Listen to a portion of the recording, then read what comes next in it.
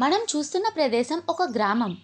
కరువులు రావడంతో అక్కడ ఉన్న ప్రజలు ఆ గ్రామాన్ని వదిలి వెళ్ళిపోయారు. ఇప్పుడు ఆ గ్రామం జంతువులకు నివాసంగా మారింది. కరువు ప్రజలకే కాకుండా జంతువులకు కూడా వచ్చింది. వాటికి కూడా తాగడానికి నీరు లేకుండా పోయింది.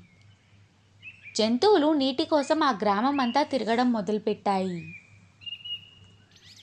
చిట్ట చివరిగా ఒక ఏనుగు తన కొడుకుతో పాటు ఒక ప్రదేశానికి వెళ్ళాడు. అక్కడ ఒక చేతి పంపు ఉంది. దాని వద్దకు వెళ్ళి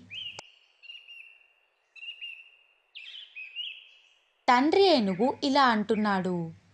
అమ్మయ్యా, ఇక్కడ ఏదో నీరు వచ్చే మార్గం ఉంది. నేను చుట్టూ చూసి వస్తాను. నువ్వు ఇక్కడే ఉండు బాబు. అలాగే నాన్న, త్వరగా చూడు, దాహం వేస్తుంది. తండ్రి ఏనుగు ఆ చేతి పంపు చుట్టూ తిరుగుతూనే ఉన్నాడు.